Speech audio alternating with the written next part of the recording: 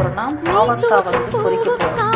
மீன் நம்ம எப்படி பொரிக்கணும் அந்த மாதிரி பாவக்காவை 2 ரவுண்ட் கட் பண்ணிக்கணும்.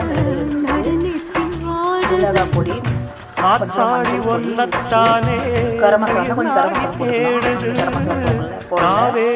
மிளகாய் பொடி உப்பு போட்டு நல்லா கொஞ்சம் லைட்டாக தண்ணி விட்டு அப்படியே ஒரு கேரட் போட்டு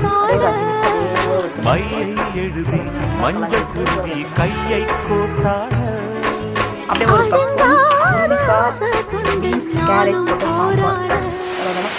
அந்த முருங்கைக்காய் வாசனையோட காய் சேர்த்துருக்கேன்.